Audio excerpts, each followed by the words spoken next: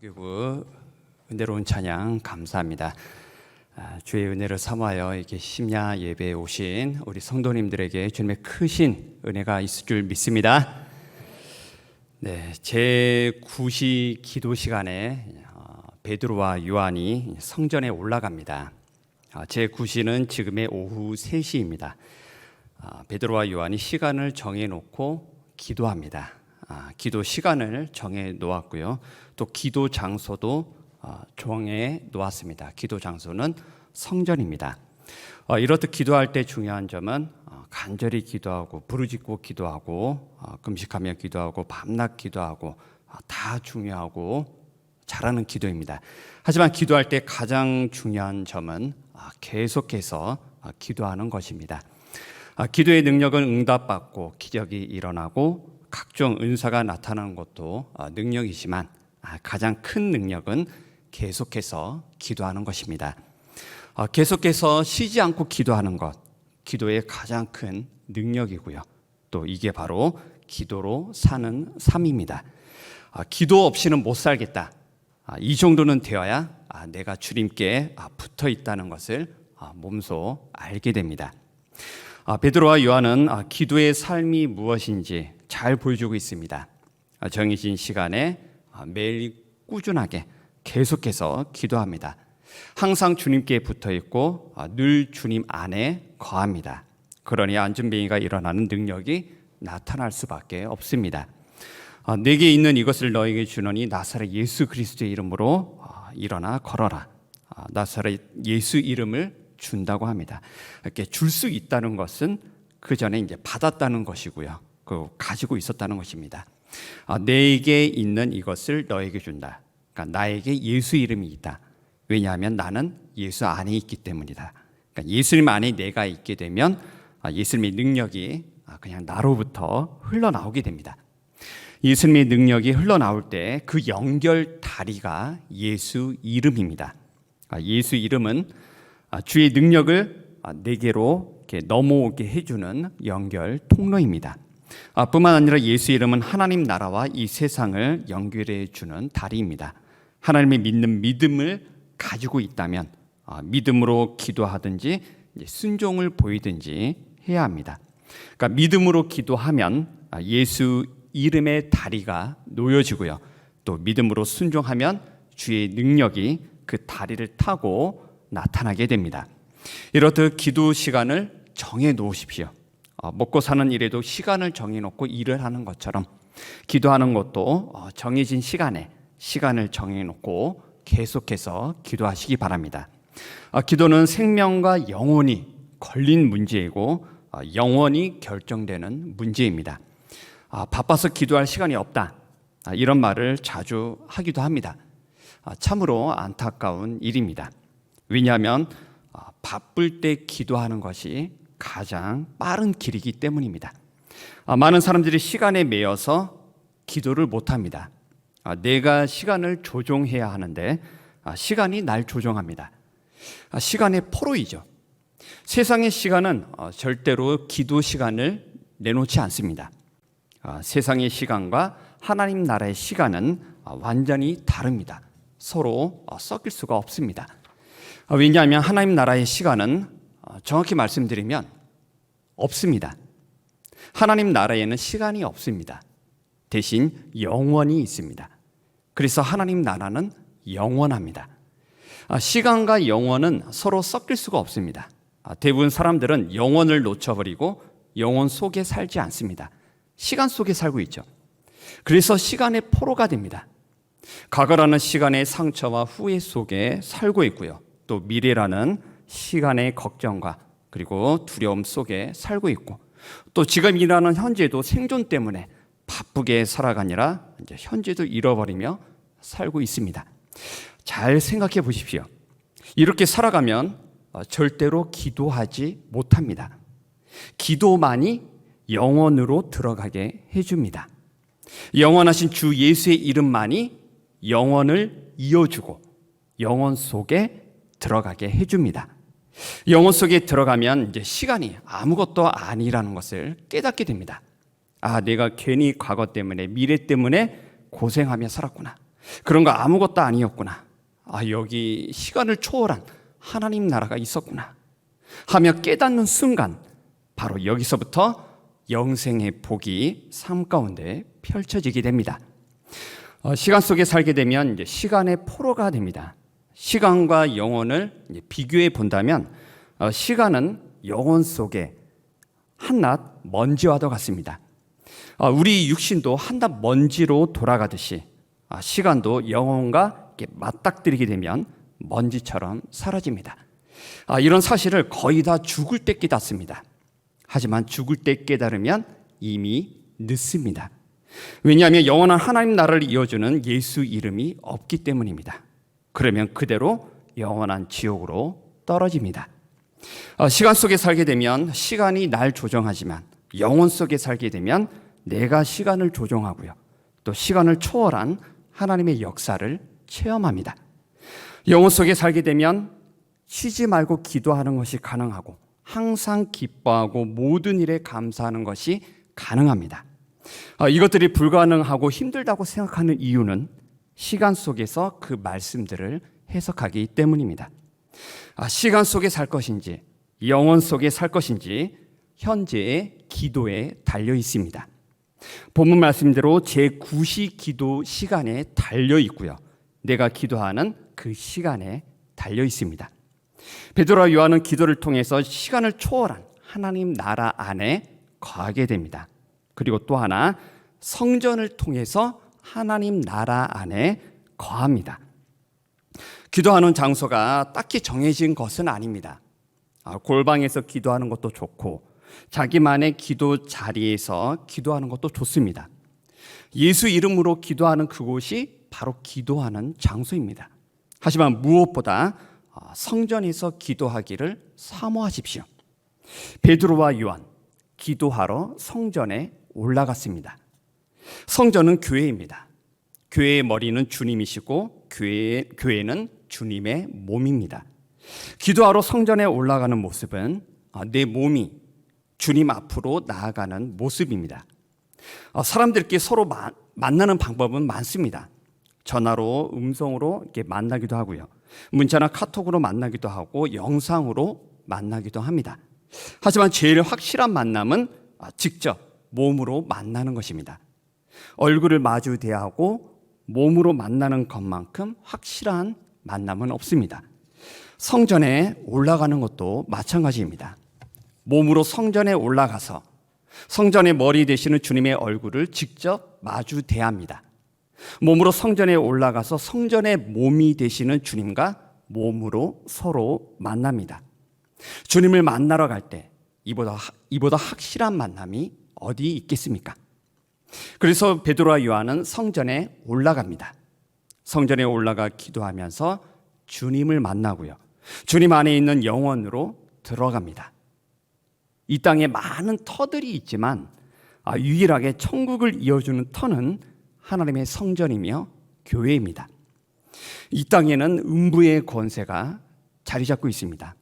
따라서 이 땅에 어떤 좋은 터라 할지라도 음부의 권세가 덮을 수 있습니다. 하지만 음부의 권세가 이길 수 없는 곳이 딱 한 군데 있으니 바로 하나님의 성전이며 교회입니다. 우리 마태복음 16장 18절 읽겠습니다. 또 내가 네게 이르노니 너는 베드로라. 내가 이 반석 위에 내 교회를 세우리니 음부의 권세가 이기지 못하리라. 아멘. 반석 위에 세워진 교회는 음부의 권세가 이기지 못합니다. 교회는 하나님 나라를 이어주는 곳이고 또 하늘의 권세가 펼쳐지는 곳입니다. 주님께서 약속하신 교회 외에 음부의 권세를 이기는 곳은 없습니다. 이 땅에서의 삶은 공간의 제약을 받습니다. 또 환경의 영향을 받습니다. 왜냐하면 우리 육신은 땅의 흙으로 만들어졌기 때문입니다. 모든 나무가 모든 땅에서 잘 자라는 것은 아닙니다. 각각의 기후와 토양에 맞춰서 나무들이 자라납니다. 그러니까 추운 곳에 잘 자라는 나무가 더운 데 가면 잘 자라지 못합니다. 반대로 더운 데 자라는 열대야 나무가 추운 곳에 잘 자라지 못합니다. 공간과 환경에 영향을 받습니다. 왜냐하면 그 뿌리가 땅에 있기 때문입니다. 그러니까 우리 몸도 마찬가지입니다. 우리 몸이 육신에 뿌리를 두고 있으면 흙으로 만들어진 육신은 공간의 제약을 받고 환경의 영향을 받습니다. 다시 말씀드리면 공간과 환경의 포로가 됩니다. 공간에 따라 흔들리고 환경에 따라 요동치는 이유는 그 뿌리가 땅에 있기 때문입니다. 바로 이 이유 때문에 우리는 우리의 뿌리를 하늘에 두어야 합니다. 내 육신이 그리스도와 함께 십자가에 못 박히게 되면 땅의 뿌리가 잘려지고 하늘의 뿌리가 내려지게 됩니다. 하나님 나라 소속이 됩니다. 빌립보서 3장 20절 말씀대로 우리의 시민권은 하늘에 하나님 나라에 있게 됩니다. 하나님의 성전인 교회는 음부의 권세, 땅의 권세가 이기지 못하는 곳이고 하나님 나라의 문입니다. 성전에서 기도하고 예배드리면 하나님 나라의 문이 열려지면서 하나님 나라가 임하게 됩니다. 이것을 성전만큼 확실히 체험할 수 있는 곳은 없습니다. 왜냐하면 성전 이외의 다른 곳들은 다 땅에 그리고 음부의 권세가 얼마든지 이길 수 있기 때문입니다. 기도하러 성전에 올라간 베드로와 요한에게 하나님 나라가 열립니다. 하나님 나라의 능력이 임합니다. 하나님 나라의 생명과 구원의 역사가 한 안진뱅이에게 임하는 모습이 오늘 본문 말씀의 이야기입니다. 나면서 못 걷게 된 이를 사람들이 메고 옵니다. 성전인 문에 두어서 사람들에게 구걸합니다. 때마침 베드로와 요한이 성전에 들어가려 합니다. 안진뱅이가 구걸합니다. 베드로와 요한이 그를 주목하여 말합니다. 보라, 안진뱅이가 그들을 바라보며 생각합니다. 그들에게서 무엇을 얻을까? 베드로가 말합니다. 은과 금은 내게 없거니와 내게 있는 이것을 내게 주노니 나사렛 예수 그리스도의 이름으로 일어나 걸으라. 오른손을 잡아 일으킵니다. 발과 발목에 힘을 얻고 뛰어서서 걷습니다. 하나님을 찬송합니다. 나면서 못 걷게 된 사람이 일어나 걷게 되는 기적이 나타납니다. 그 후에 그 사람의 삶은 완전히 바뀝니다. 본문은 안진뱅이의 삶의 모습을 두 가지로 보여주는데요. 너무나 다른 삶을 보여줍니다. 걷기 전에는 땅의 나라의 백성이었다면 걸은 후에는 하나님 나라의 백성으로 바뀝니다. 그러니까 못 걸었느냐 걷게 되었느냐 이게 바뀐 기준이 아닙니다. 결정적으로 그의 삶이 바뀐 기준들이 있습니다. 첫째, 예수 이름을 받기 전과 예수 이름을 받은 후로 삶이 달라집니다. 걷기 전에는 그에게 예수 이름이 없었습니다. 예수 이름이 없었다는 것을 무엇으로 알 수 있냐면 기도하지 않았다는 것으로 알 수 있습니다. 예수 이름으로만 하나님 나라에 들어갈 수 있는데 기도하지 않으니 하나님 나라로 들어가는 문이 없습니다. 예수 이름으로 기도하지 않으면 절대로 하나님 나라로 들어가지 못합니다. 예수 이름이 그 안진뱅이에게 주어집니다. 그가 어떻게 변합니까? 뛰어서서 걸으면서 성전으로 들어갑니다. 예수 이름을 받자마자 성전으로 들어갑니다. 하나님 나라로 들어가는 문이 열렸습니다. 예수 이름이 없었을 때는 성전 문에만 있었을 뿐 성전 안으로 들어가지 못했습니다. 하지만 예수 이름을 받게 되자 성전 문 안으로 들어가게 됩니다. 하나님 나라로 들어가는 문이 열렸음을 보여줍니다. 그리고 둘째, 성전 밖에 있느냐 그리고 성전 안에 있느냐로 삶이 달라집니다. 성전 밖에 있었을 때는 사람들에게 구걸을 했습니다. 몸이 성하지 못하고 일을 제대로 할 수가 없습니다. 그가 하는 일이라곤 구걸하는 것밖에 없습니다. 어찌 보면 먹고 살기 위해 발버둥 치고 있습니다. 그가 마음속에 구하였던 것을 본문 5절이 잘 보여줍니다. 우리 본문 5절 말씀 같이 읽겠습니다. 그가 그들에게서 무엇을 얻을까 하여 바라보거늘. 아멘. 무엇을 얻을까 하여 베드로와 요한을 바라봅니다. 이게 성전에 오는 목적이었습니다.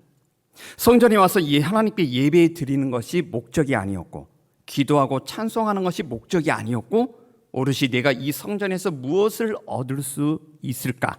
이게 성전에 온 목적이었습니다. 이것이 지금 우리의 모습이 아닌지 생각해 봅니다.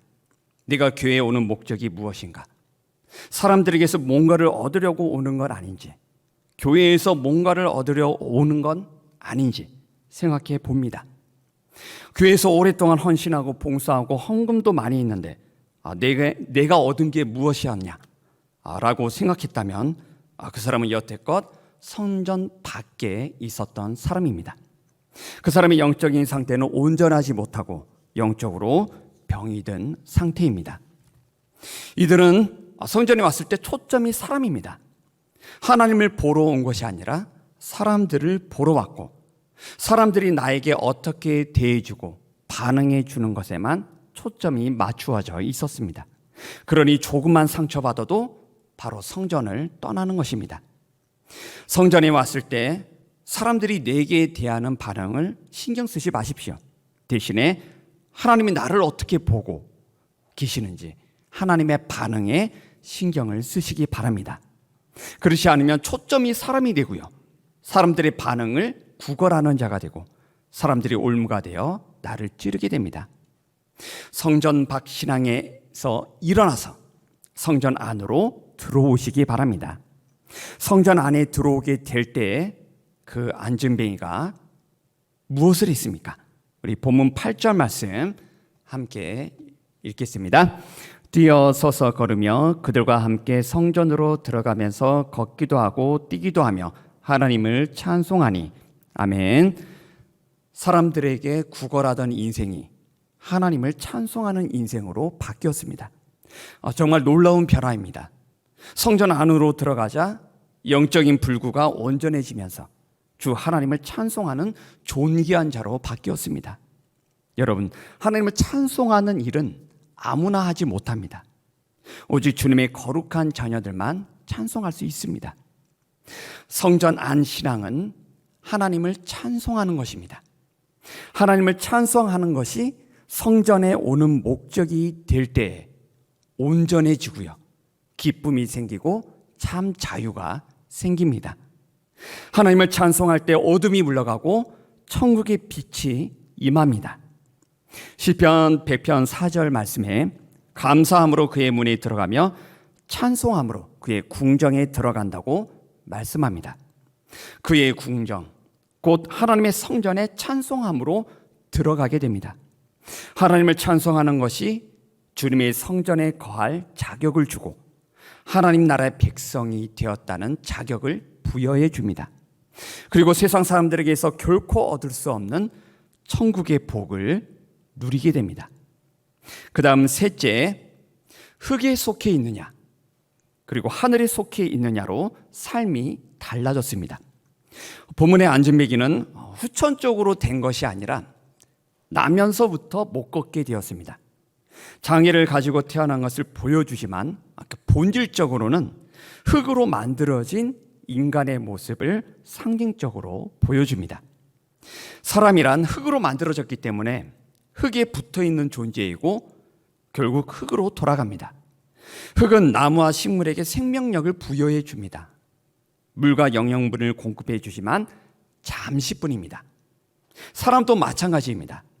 흙으로 만들어진 사람, 잠깐만 살 뿐입니다. 그래서 사람에겐 다른 생명이 필요합니다. 바로 하나님의 생명, 하나님의 영이 필요합니다. 하나님의 생명은 하나님 나라에 있습니다. 예수 이름으로 하나님의 성전에 들어간 자는 하나님 나라 소속으로 바뀌고요, 땅에 속한 자가 아닌 하늘에 속한 자가 됩니다. 고린도전서 15장 48절 49절 말씀 함께 읽겠습니다. 무릇 흙에 속한 자들은 저 흙에 속한 자와 같고 무릇 하늘에 속한 자들은 저 하늘에 속한 이와 같으니 또한 하늘에 속한 이의 형상을 입으리라. 아멘.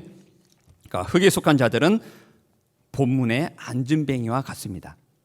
참 생명을 알지 못한 채 육신의 생명을 위해 사는 자들입니다. 땅에 속한 은과 금을 위해 살아갑니다. 또 이 땅에서 무엇을 얻을까 하며 자기 육신의 정욕을 위해 살다가 죽는 인생이 바로 흙에 속한 자들입니다. 이렇게 흙에 속한 안진뱅이를 예수 이름으로 일으켜 세웁니다. 우리 그 말씀 다시 한번 읽겠습니다. 본문 6절입니다.